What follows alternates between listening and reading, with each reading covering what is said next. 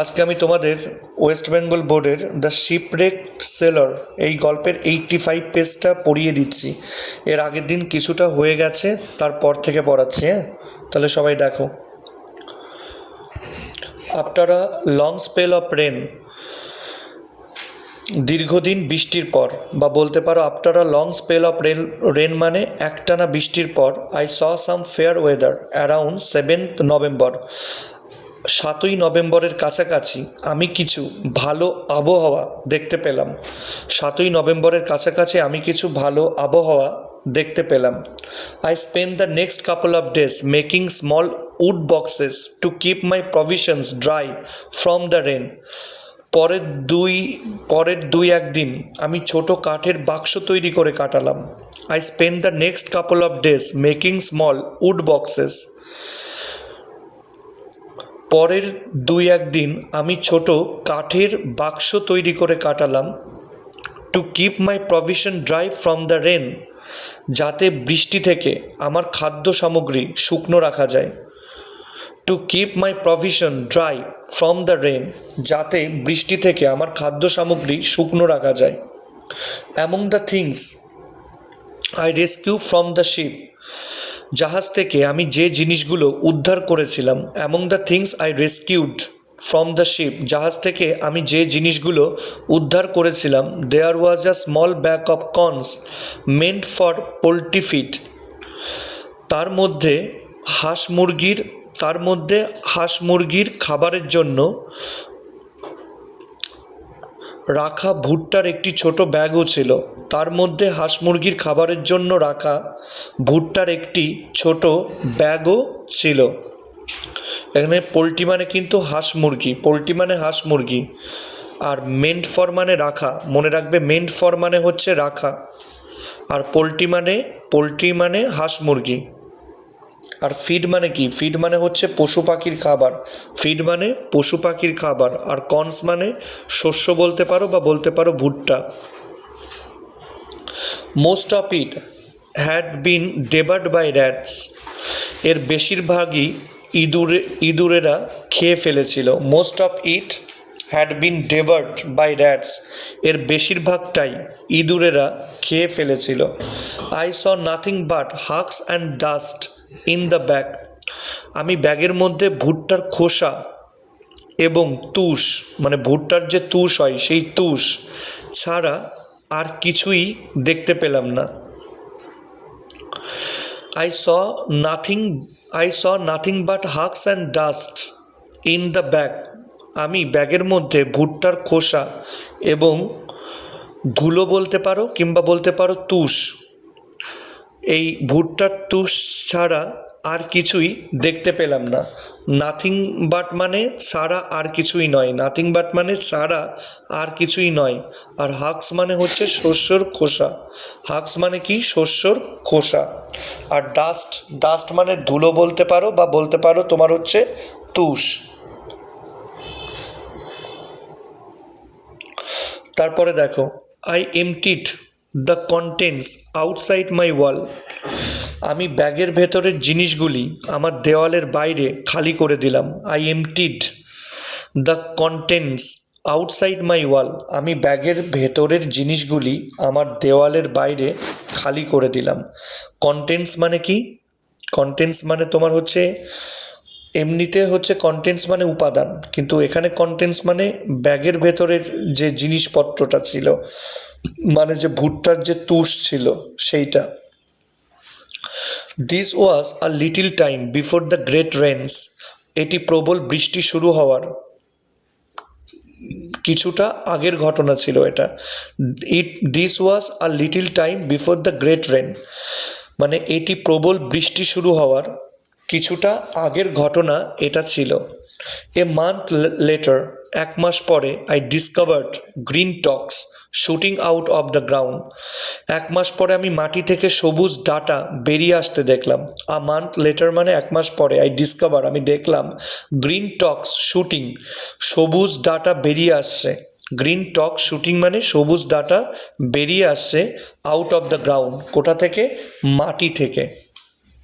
এখানে টক্স মানে হচ্ছে ডাটা, আর শুটিং আউট মানে বেরিয়ে আসা, শুটিং আউট মানে বেরিয়ে আসা। I was astonished, I was astonished to discover, মানে আমি দেখে অবাক হয়ে গেলাম যে, I was astonished to discover, আমি দেখে অবাক হয়ে গেলাম যে, it was perfect green barley, এটা ছিল একদম, এটা ছিল একেবারে ভালো সবুজ বার্লি। It was perfect green barley, এটা ছিল একেবারে ভালো সবুজ বার্লি। বাই দ্য জুন অফ 1660, 1660 সালের জুন মাসে, I had gained security of food and shelter, আমি খাবার ও আশ্রয়ের নিরাপত্তা নিশ্চিত করতে পেরেছিলাম। আই হ্যাড গেন সিকিউরিটি, আমি মানে নিশ্চিত করতে পেরেছিলাম কিসের? Of food and shelter. তাহলে I had gained security of food and shelter মানে আমি খাবার ও আশ্রয়ের নিরাপত্তা নিশ্চিত করতে পেরেছিলাম। ইন দিস সেম মান্থ, এই একই মাসে, ইন দিস সেম মান্থ মানে এই একই মাসে, I develop a high fever, I develop a high fever, আমার প্রচণ্ড জ্বর হয়। I develop a high fever মানে আমার প্রচণ্ড জ্বর হয়। অ্যান্ড লে উইক অ্যান্ড থার্স্টি, এবং আমি দুর্বল ও তৃষ্ণার্ত অবস্থায় পড়ে রইলাম। অ্যান্ড তো I develop a high fever, আমার প্রচণ্ড জ্বর হয়। অ্যান্ড লে উইক অ্যান্ড থার্স্টি, এবং আমি দুর্বল ও তৃষ্ণার্ত অবস্থায় পড়ে রইলাম। I recovered around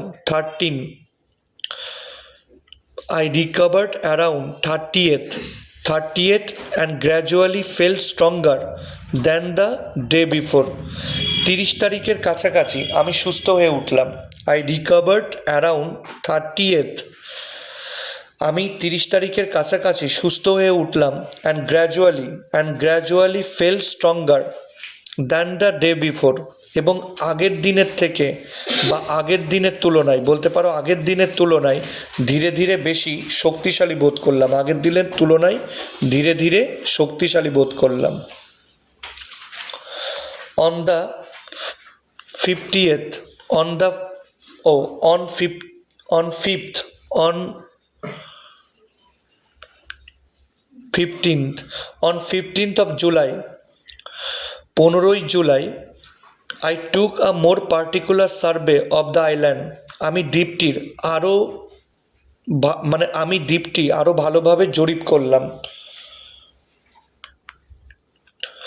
on 15th of July, আমি জুলাই মাসের 15 তারিখে I took a more particular survey of the island, আমি এই দ্বীপটি আরও ভালোভাবে জরিপ করলাম। অ্যারাউন্ড 2 মাইলস আপ, প্রায় 2 মাইল এগিয়ে, অ্যারাউন্ড 2 মাইলস আপ মানে প্রায় 2 মাইল এগিয়ে, আই ফাউন্ড আ ব্রুক, আমি একটি ছোট নদী দেখতে পেলাম। আই ফাউন্ড আ ব্রুক মানে আমি একটা ছোট নদী দেখতে পেলাম। With pleasant meadows by its bank, যার তীরে সুন্দর তৃণভূমি ছিল। With pleasant meadows by its bank, যার তীরে সুন্দর তৃণভূমি ছিল। Plain, smooth and covered by grass, সেই তৃণভূমি ছিল সমতল, মসৃণ এবং ঘাসে ঢাকা। Plain, smooth and covered by grass, সেই তৃণভূমিটি ছিল সমতল, মসৃণ এবং ঘাসে ঢাকা। ইন আ উডি পার্ট, তোমার হচ্ছে জঙ্গলে ঢাকা একটি অংশে, ইন আ উডি পার্ট মানে জঙ্গলে ঢাকা একটি অংশে, I found মেলনস in great abundance, আমি প্রচুর পরিমাণে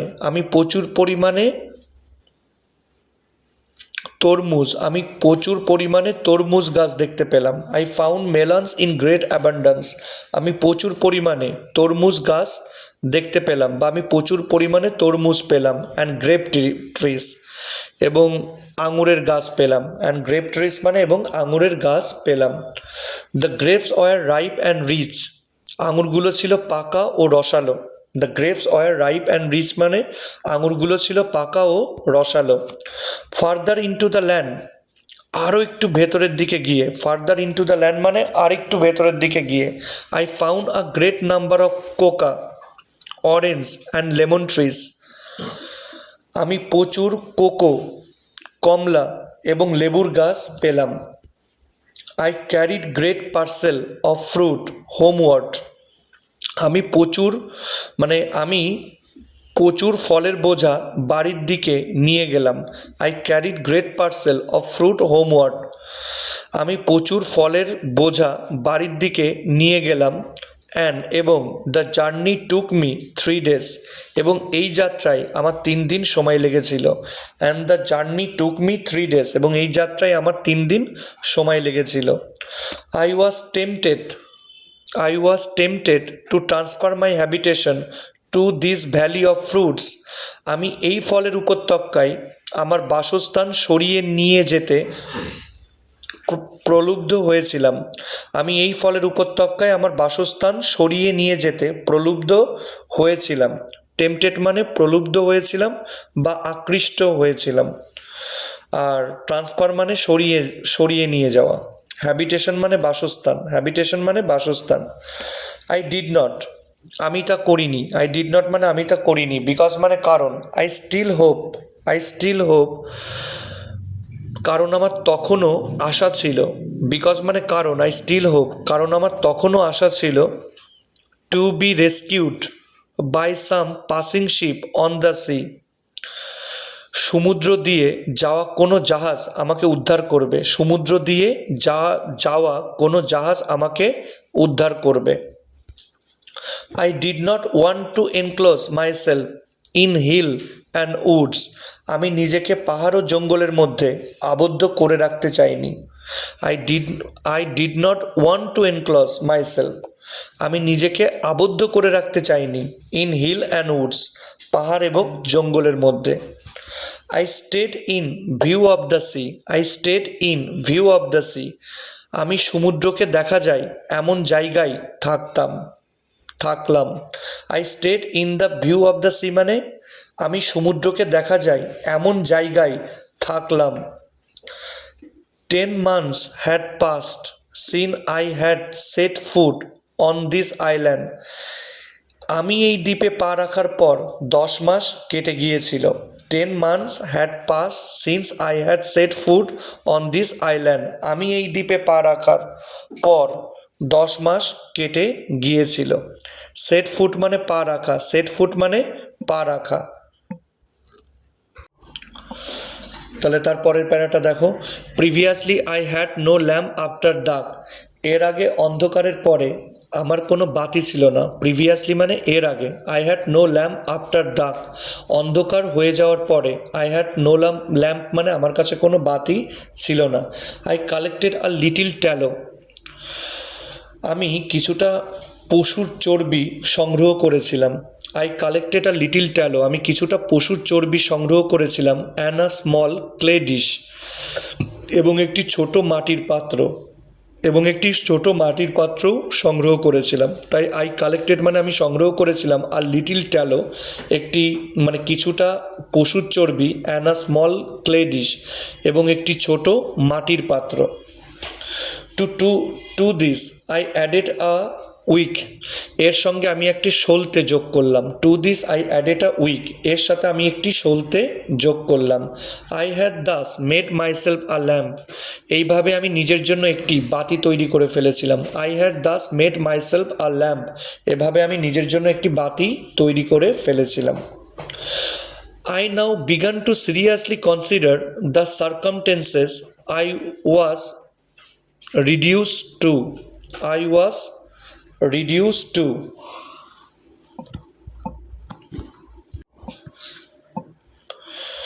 তাহলে I now began to seriously consider the circumstances, আমি এখন যে পরিস্থিতির মধ্যে এসে পড়েছিলাম তা নিয়ে গুরুত্ব সহকারে ভাবতে শুরু করলাম। তাহলে আরেকবার দেখো। I now began to seriously consider, আমি এখন গুরুত্ব সহকারে ভাবতে শুরু করলাম। The circumstances I was reduce to, যে পরিস্থিতির মধ্যে আমি এসে পড়েছিলাম। তার মানে যে পরিস্থিতির মধ্যে আমি এসে পড়েছিলাম সেই পরিস্থিতি নিয়ে আমি গুরুত্ব সহকারে ভাবতে শুরু করলাম। সার্কামটেন্স মানে পরিস্থিতি, সার্কামটেন্স মানে পরিস্থিতি। I decided to describe my state of affairs in writing. আমি আমার বর্তমান অবস্থার কথা লিখে রাখার সিদ্ধান্ত নিলাম। I decided to describe my state of affairs in writings. আমি আমার বর্তমান অবস্থার কথা লিখে রাখার সিদ্ধান্ত নিলাম। স্টেট অফ অ্যাফেয়ার্স মানে বর্তমান অবস্থা, স্টেট অফ অ্যাফেয়ার্স মানে বর্তমান অবস্থা। I began to keep a journal of everyday's employment. আমি প্রতিদিনের কাজকর্মের একটি দিনলিপি লিখে রাখতে শুরু করলাম। জার্নাল মানে দিনলিপি, এমপ্লয়মেন্ট মানে কাজকর্ম। তাহলে I began to keep a journal all of everyday's employment. আমি প্রতিদিনের কাজকর্মের একটি দিনলিপি লিখে রাখতে শুরু করলাম। I could not include all particulars.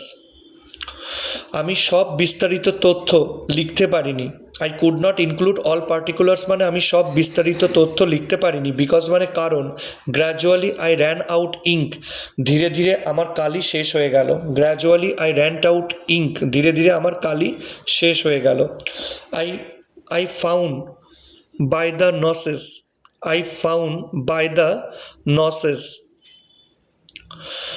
I cast on the post. I cast on the post. খুঁটির গায়ে আমি যে দাগগুলো কেটেছিলাম সেগুলো দেখে আমি বুঝতে পারলাম ইট ওয়াজ সেপ্টেম্বর 30th এগেইন। আবার 30শে সেপ্টেম্বর এসে গেছে। I had spend 365 days on this island. আমি এই দ্বীপে 365 দিন কাটিয়েছিলাম। মানে আমি এই দ্বীপে 365 দিন কাটিয়ে দিয়েছি।